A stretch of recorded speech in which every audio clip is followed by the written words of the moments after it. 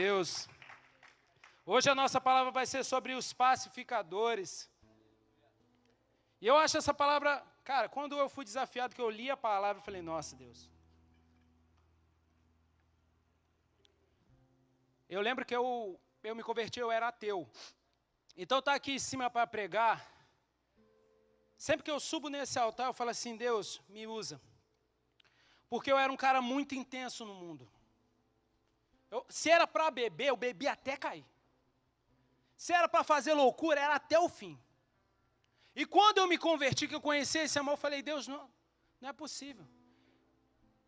Eu quero dar tudo de mim. Eu quero entregar tudo no teu altar.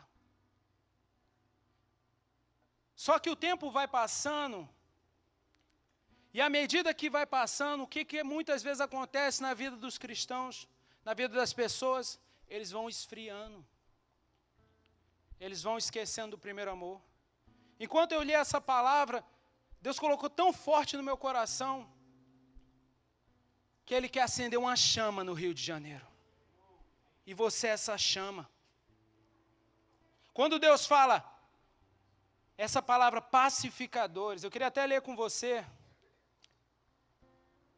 Está lá em Mateus 5:9, que fala assim, bem-aventurados os pacificadores, porque deles eles serão chamados filhos de Deus.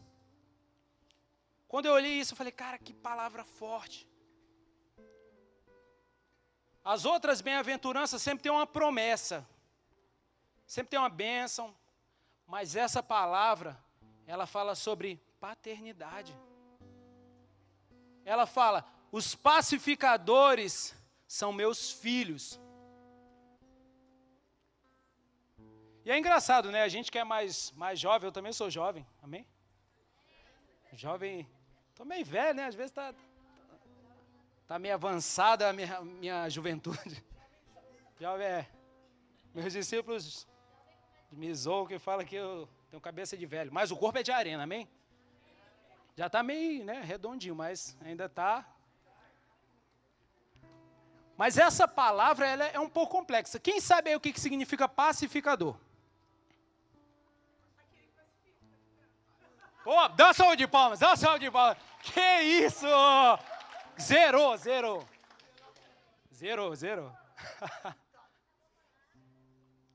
Essa palavra, ela realmente, se você olha, por exemplo, eu estou falando para vocês, quando eu li a primeira vez, eu não era crente, eu era ateu. Para mim, o que valia era a ciência. Quando eu comecei a ler a Bíblia, eu falei assim, nossa, que palavra é essa? Pacificador. Mas eu sabia, né? Pacificador, alguém que leva a paz. Só que enquanto eu lia esse texto, Deus trouxe uma coisa tão forte para mim, que eu quero compartilhar com você nessa noite. Se você quer paz, esteja preparado para ir para a guerra. Ó, esse pegou a referência ali. Esse é um provérbio em latim, tem até num filme do John Wick. Se você quer paz, você tem que estar preparado para ir para a guerra. Porque é engraçado, a gente tem uma visão emocional do que é paz. Ah, o que é paz? Paz é um sentimento. Ah, hoje eu estou em paz. Estou tranquilo. Todas as contas estão pagas. Eu estou sem boleto. Nossa. Está tudo tranquilo. Casamento está voando. As finanças, Cancún, direto. Pô, caramba. Bênção puro, o carro. Nunca fura o pneu. Maravilha. A gente tem essa visão de paz como uma circunstância, algo emocional, algo que está relacionado dentro da gente, né? Paz. Hoje a gente está vivendo um contexto, a gente está vivendo uma guerra. E aí se eu fizer uma pergunta para você, o que é paz para quem está naquele conflito? Por incrível que pareça, a paz ela está muito relacionada com guerra. E em nenhum momento a Bíblia fala de uma paz emocional. A Bíblia fala, eu vos dou a minha paz, não como o mundo dá. Aí Deus já faz uma distinção, né? Jesus já faz uma distinção. Tem 2 tipos de paz. A paz que o mundo prega, tá tudo bem. Todas as religiões, maravilha, todo mundo é paz, é tranquilo. Amor, Deus é amor. Deus é... Sabe aquelas pessoas, não, tá tudo bem. Mas a paz no reino de Deus, ela tem um contexto totalmente diferente. A paz no reino de Deus, ela está relacionada à conquista de um território no mundo espiritual. E hoje nós estamos vivendo em paz. Mas será que a gente pode ter certeza absoluta que a gente está na paz de Deus? Porque ser um pacificador é alguém que leva a paz, amém? Alguém que, ele tem a paz. Porque se eu sou um pacificador, eu preciso ter a paz para levar para o outro, para levar para um território. Eu queria contar uma história muito interessante. Na Segunda Guerra Mundial, a humanidade ela passou por 2 grandes guerras, né? Aulinha de história básica, né? Para você que vai fazer o Enem. Primeira Guerra Mundial, teve aquele conflito, né? Os aliados, Alemanha, todo mundo contra a Alemanha. Pô, Segunda Guerra Mundial, vem lá o Hitler, maluco, Stalin. E todo um povo do lado, né? Estados Unidos, Alemanha, outros povos, França, eles se unem para combater o mal. E nessa história da Segunda Guerra Mundial, tem uma história muito interessante. A história de Desmond Doss. Quem já viu o filme aí, Até o Último Homem? Cara, esse filme é tremendo. Ele conta a história de um soldado norte-americano que foi para a guerra como socorrista, mas abriu mão de usar armas. Imagina você agora e alguém chega, você vai para a guerra da Ucrânia, lá com a Rússia, mas sem usar arma. Você vai? Quem vai aí? Por que você não vai? Porque você pensa assim, pô, tá maluco? Que eu vou dar tiro igual o Yu Yu Hakusho? Isso aí só os velhos pegam a referência. Só os antigos, né? Fazer o jutsu do Naruto, né? Com as mãos. Não dá, né? Se você vai para a guerra, se o teu inimigo está com a metralhadora, eu não gosto vou falar para vocês, não gosto de me envolver com política.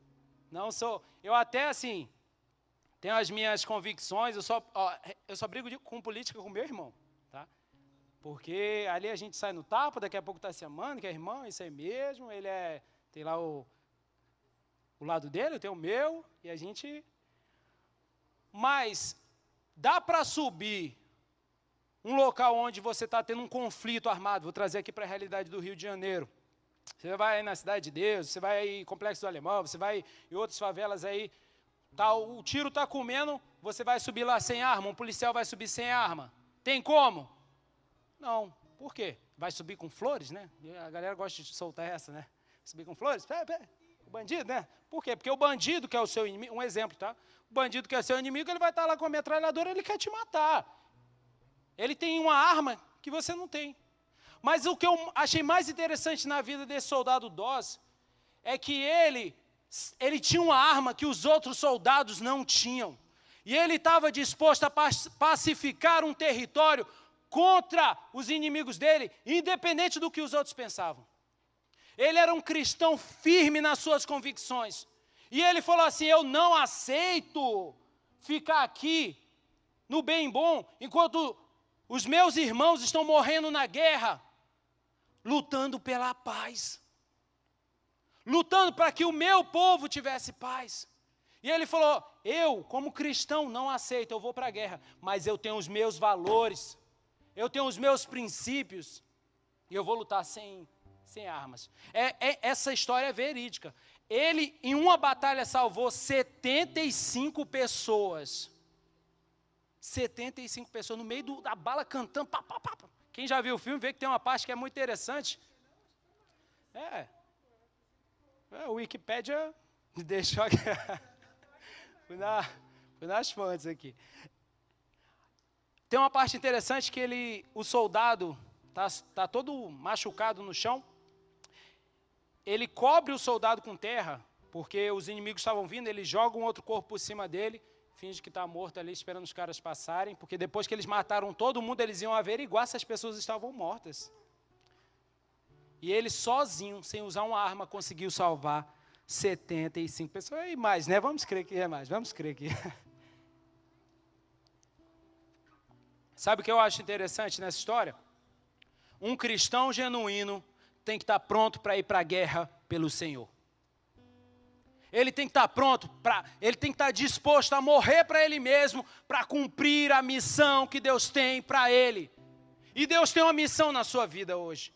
Hoje você não está sentado aqui apenas para assistir uma palavra legal, uma banda maravilhosa, um louvor que toca os céus. Não, hoje é um alistamento. Hoje Deus está levantando aqui a próxima geração do Arena que vai fazer diferença no Rio de Janeiro. Daqui sairão os futuros pastores, bispos, as próximas células, as próximas equipes, os próximos líderes de Arena. Mas essa guerra, ela não começa fora da gente. Se você quer ser um pacificador, você precisa ir para a guerra. Fala para a pessoa que está do seu lado assim, fala para ele, você precisa ir para a guerra. Fala para ele. Fala assim, fala para ele, eu vou para a guerra. Você vai comigo? Pacificador é aquele que tem a paz nele e vai dominar um território. E nós temos 3 inimigos. 3 inimigos. O primeiro inimigo é o pecado. Fala comigo, pecado. O segundo inimigo é a carne. Fala com fé, carne. Não é a do açougue, não. Tá? Viu? Porque eu falo, os crentes, eles têm um dialeto, né? Tem toda a carne. A carne é você, sua alma, suas emoções. E nós temos um terceiro inimigo. Terceiro, eu já falando 4. Terceiro inimigo que é o diabo. Fala comigo, diabo. Não precisa levantar a mão. Quem aqui tem medo do diabo? Só cutuca o irmão se você tivesse. Eu tenho medo. Tenho medo de escuro. Tenho medo de escuro, de medo. Sabe qual é o maior erro que a gente comete nessa guerra? É achar que o nosso principal inimigo é o diabo.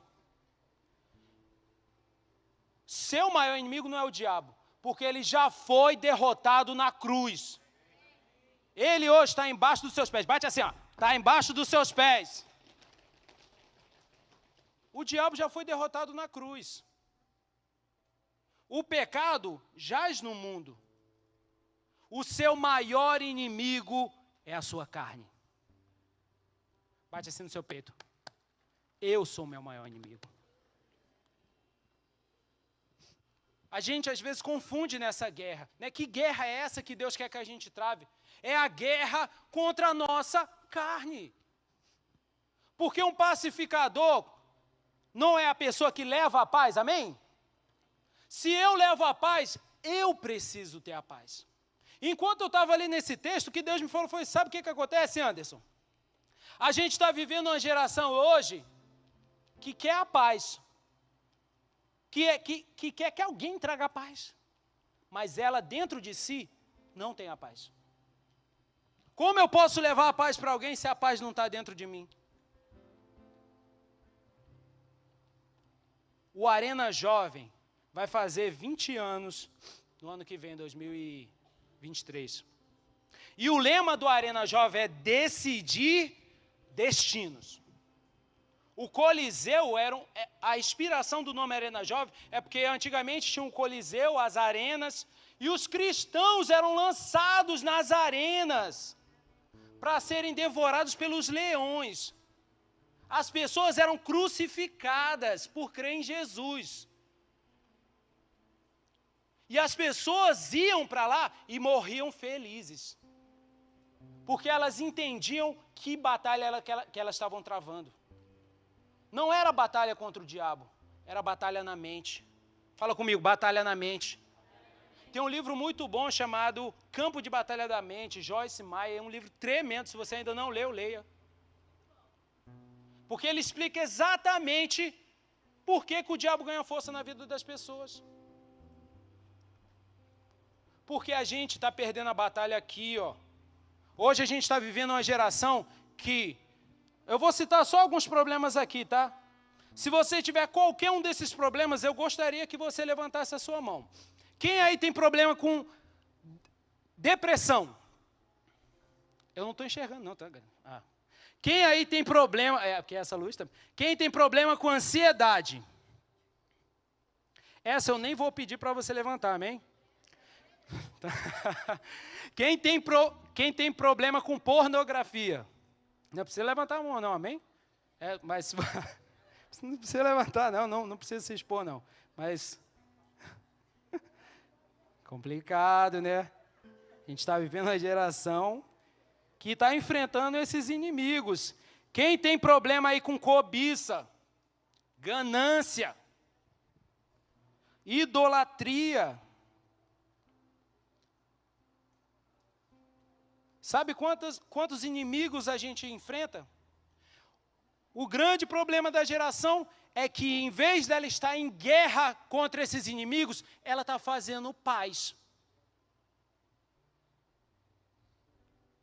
Eu estou no reino de Deus, mas não tem nada a ver eu ter depressão. Não tem nada a ver eu ter medo. Não tem nada a ver eu ver pornografia. Não tem nada a ver eu dormir com a minha namorada. Tem nada a ver, né? Eu pegar uma coisinha aqui e outra ali. A gente está fazendo paz com a pessoa errada. Em vez da gente enfrentar essa batalha e falar assim, chega! Eu não aceito estar no reino de Deus. Sabe o que me transformou no reino de Deus? Não foi palavras. Palavras entram no ouvido e saem no outro. O que transforma a nossa vida é a atitude de colocar a palavra em prática. Todas essas bem-aventuranças, elas são poder de Deus para você. Lembra que eu falei que o soldado Dawes tinha uma arma que os outros não tinham? Ele tinha a palavra, a certeza. Quando ele foi para aquele campo de batalha, ele sabia que está escrito, aos seus anjos eu darei ordem a você, para eles te protegerem, te cobrirem, para que nenhum mal alcance você. Aqueles que estão em Cristo Jesus já venceram a morte. Não há condenação para que os que estão em Cristo Jesus. E nessa noite eu não estou aqui para condenar você não, meu amigo. Eu fui enviado aqui como um pacificador para levar paz para a sua vida. E a paz de Deus é declarar para você, entre em guerra contra a sua carne.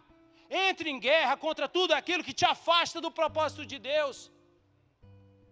O que hoje está prendendo você?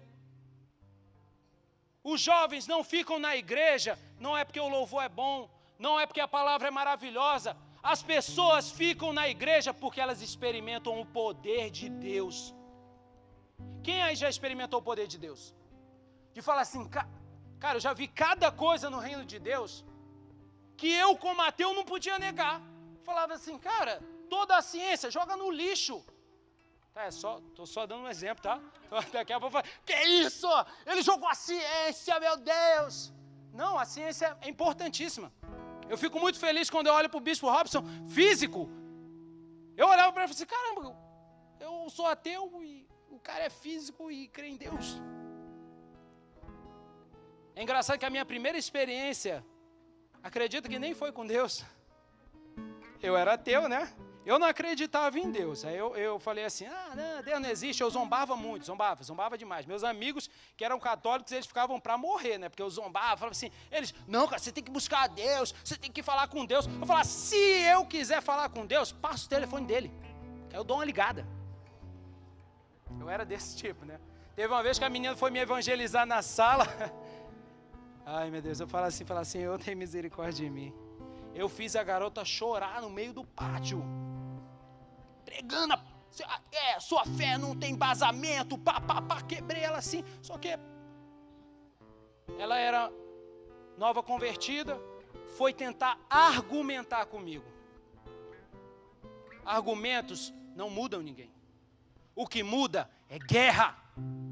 O que muda é o poder da palavra. Hoje você vai experimentar o poder da palavra, amém? Hoje, se você tem esses problemas, depressão, se você já pensou em se suicidar, se você está com problemas com drogas, com vícios, se você está com problema de ansiedade, se você está com enfermidade na sua família, na sua casa, hoje, os anjos de Deus, eles estão aqui, ó. Você não precisa ver, porque a palavra de Deus fala que aqueles que não viram, mas creram.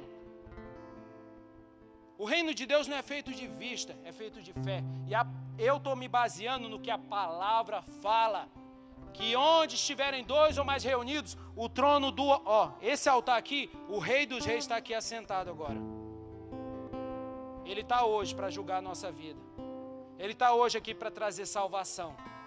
Ele está hoje para dar o poder que você precisa para realmente você sair daqui e ser um grande pacificador. Alguém que, se tiver alguém enfermo, você vai colocar as mãos nele e vai falar assim, toda enfermidade sai.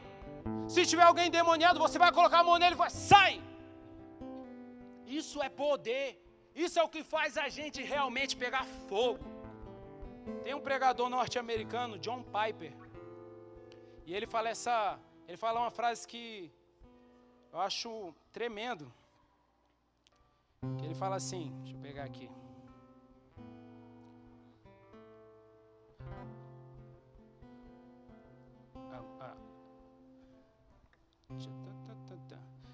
Fala comigo assim, a única atitude, fala com fé, a única atitude possível contra um desejo incontrolado é uma declaração total de guerra.